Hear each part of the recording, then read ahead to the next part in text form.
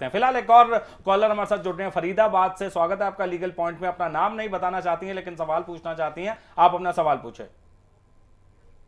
Hello जी नमस्कार sir.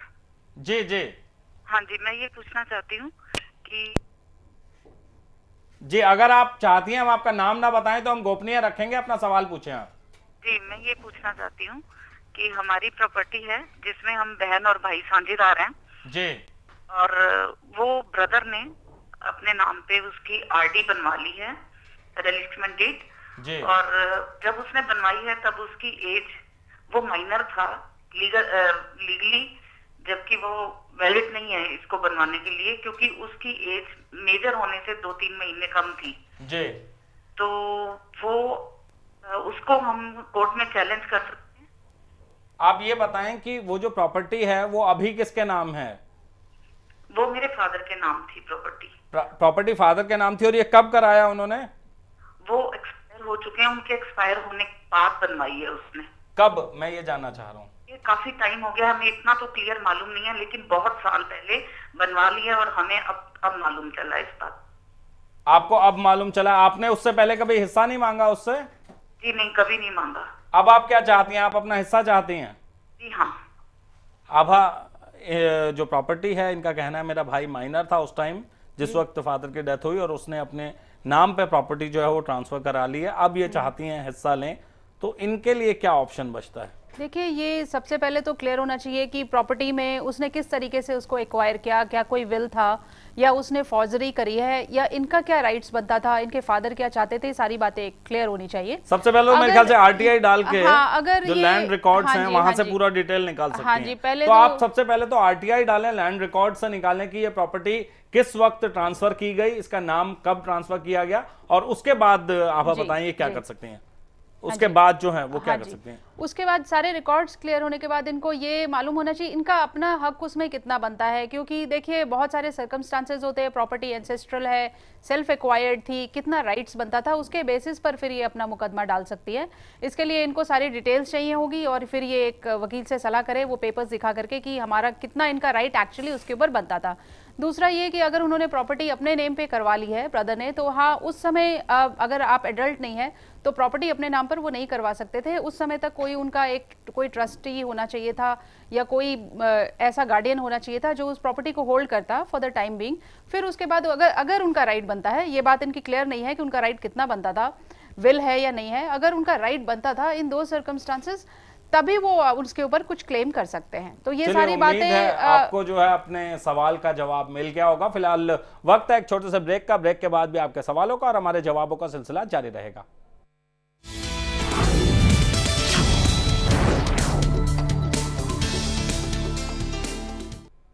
Break के बाद एक बार फिर से आपका स्वागत है। आप देख रहे हैं लीगल पॉइंट। हमने आपको बताया कि आखिर एक वसीयत करने के लिए क्या करना होता है। अब हम आपको बताते हैं कि अगर आपको भी वसीयत के जरिए कुछ संपत्ति मिली है तो आप क्या करें।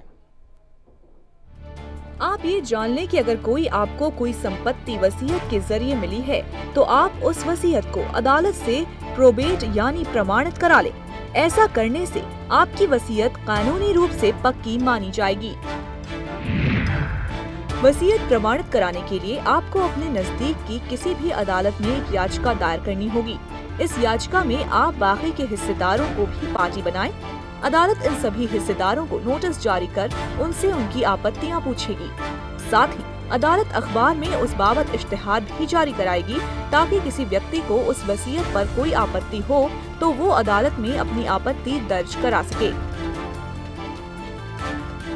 जब कोई बंदा प्रोबेट कराने जाता है और ऑब्जेक्शंस आते हैं तो सबसे पहले उसको अपने ऑब्जेक्शंस रिमूव करने पड़ेंगे। क्या क्या ऑब्जेक्शंस आते हैं वो उसी टाइम पता लगता है कि विल में क्या क्या ऑब्जेक्शंस आए हैं। फॉर एग्जांपल जो किसी में कभी सिग्नेचर्स नहीं होते, जो कभी 2 विटनेस होने चाहिए उसमें, आजकल और फोटोग्राफ्स उसमें लगी रहनी चाहिए। तो ये जितने भी जो ऑब्जेक्शंस आते हैं वो सारी चीज़ें क्लियर होनी चाहिए। सभी आपत्तियां दूर होने के बाद अदालत एक वसीयत को प्रमाणित कर देगी, जिसके बाद आप जमीन के रिकॉर्ड्स में अपना नाम डलवाने के लिए अर्जी दे सकते हैं। इस प्रक्रिया को म्यूटेशन कहते हैं। लीगल पॉइंट के लिए निशिका अरोड़ा, इंडिया न्यूज। तो आपने देखा कि आखिर कभी विल से अगर आपको प्रॉपर्टी मिल जाए तो आप क्या कर सकते हैं। एक कॉलर हमारे साथ जुड़ रहे हैं, अमित, स्वागत है आपका लीगल पॉइंट में। अमित, अपना सवाल पूछें। नमस्कार जी। मेरा जो क्वेश्चन है वो है, मेरे पेरेंट्स थे जो कि बहुत पहले एक्सपायर्ड हो गए थे, तो उन्होंने कोई वसीयत नहीं बनाई थी और मैं जो हूँ एडॉप्टेड चाइल्ड हूँ जी। तो अब क्या है कि मेरे फादर 2 ब्रदर थे और उन दोनों के नाम में प्रॉपर्टी हमारी एक जो हमारी पैतृक संपत्ति है जी जी। वो है हिमाचल में जी। और मेरे फादर का जो एक यहाँ पर फरीदाबाद में एक घर है जी। तो मैं ये जानना चाहता हूँ कि अब जैसे ही घर है, कोई उन्होंने वसीयत नहीं बनाई थी, तो ये मेरे नाम कैसे ट्रांसफर होगी? क्योंकि मेरी मदर की भी डेथ होगी तो उनके नाम भी कोई वसीयत नहीं थी। आप ये बताएं, आप एडॉप्टेड चाइल्ड हैं, इसके कोई डॉक्यूमेंट्स हैं क्या? मेरे पास एक उनका स्टैम्प पेपर पे लिखा हुआ, एक साइन किया हुआ उनका एक सिर्फ एक लेटर है जिसमें उन्होंने लिखा है कि मतलब अमित जो है ये मेरा, इसकी डेट ऑफ बर्थ ये है, ये मेरा बेटा है। अभी आप उस प्रॉपर्टी में रह रहे हैं जिसमें आपके पिताजी रहते थे? मैं उस प्रॉपर्टी में रह रहा हूँ। अच्छा, अब इनके पास जो एक अमित और एक चीज बताएं, क्या वैलिड अडॉप्शन डॉक्यूमेंट्स हैं आपके पास कोई? मुझे नहीं पता ये वैलिड क्या है, बट एक स्टैम्प पेपर पे उन्होंने मेरे लिखा हुआ है कि ये जो अमित है ये मेरा बेटा है और इसकी डेट ऑफ बर्थ ये है जी जी, जी। बस ये इन्होंने एक स्टैम्प पेपर लिख के अपने साइन लग किए हुए हैं। भाई ये एक बड़ा पेक्यूलियर केस है, आमतौर पर ऐसी समस्याएं देखने को कम मिलती हैं, लेकिन इनके पास जो डॉक्यूमेंट्स हैं वो एक सिर्फ स्टैम्प पेपर है, उस पर लिखा हुआ है कि ये मेरा अडॉप्टेड चाइल्ड है। इनको कोई रिलीफ मिल सकता है क्या? ये तो थोड़ा सा कॉम्प्लिकेटेड है, इतना फेवरेबल नहीं है इनके लिए, क्योंकि जो प्रोसेसेस होते हैं अडॉप्शन के वो कंप्लीट नहीं है।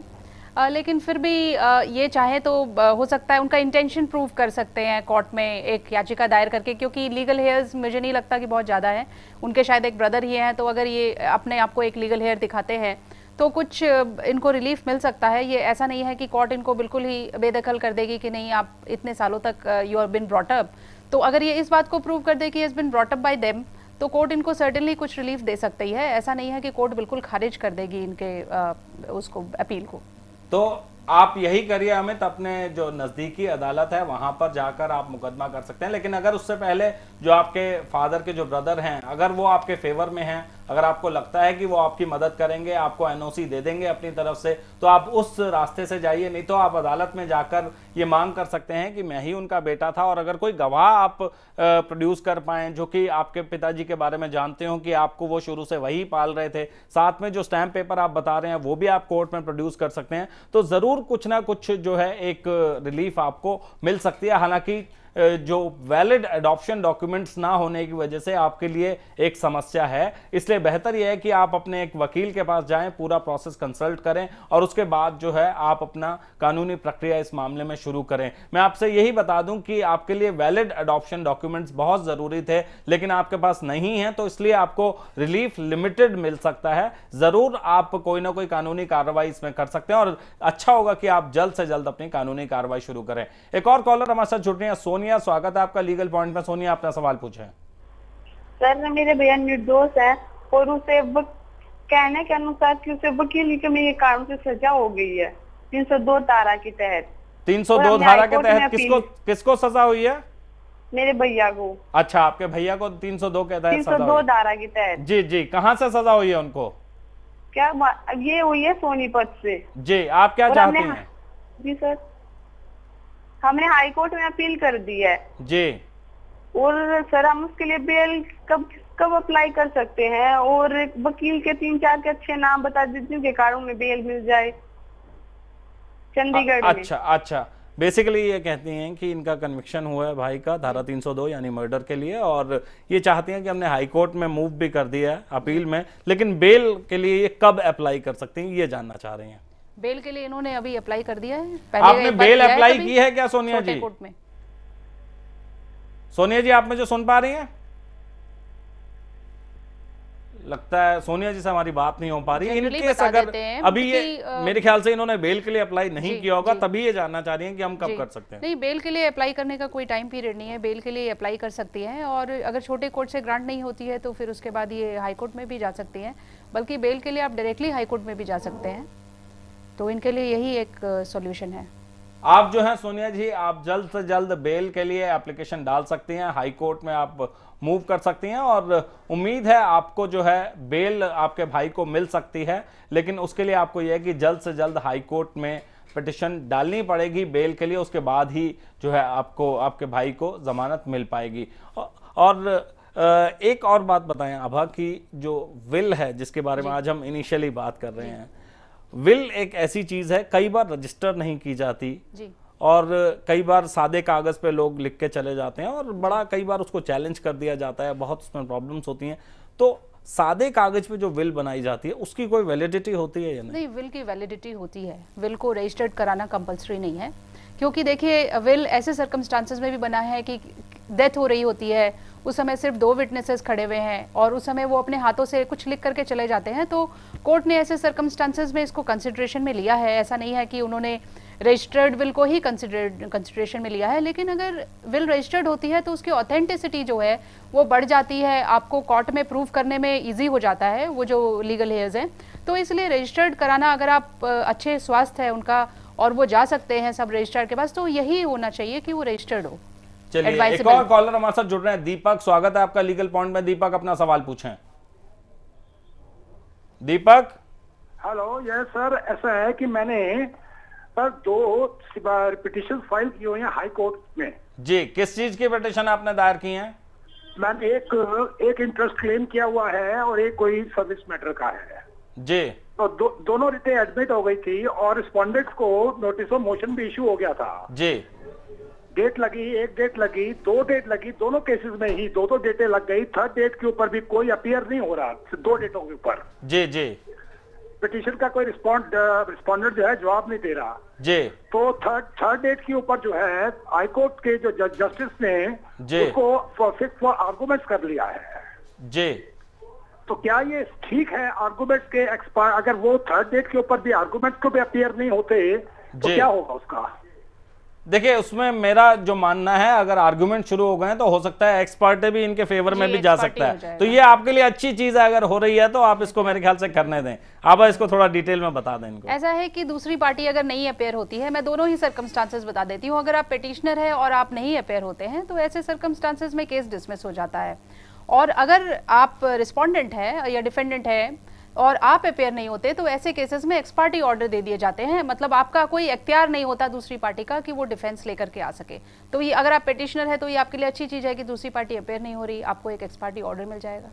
चलिए, उम्मीद है आपको अपने सवाल का जवाब मिल गया होगा। हम आपको बता दें, अगर आप किसी समस्या का कानूनी समाधान चाहते हैं या हमें अपनी कोई राय देना चाहते हैं तो आप हमें लिख सकते हैं। हमारा एड्रेस है legal point, care of India news, 276 captain God मार्ग, श्रीनिवासपुरी, नई दिल्ली 110065। हमें बता दें आपको कि आप हमें ईमेल भी कर सकते हैं। हमारा ईमेल एड्रेस है legalpoint@live.com। हम एक बार फिर से आपको बता दें, अगर आप हमें ईमेल करना चाहते हैं तो हमारा ईमेल एड्रेस है legalpoint@live.com।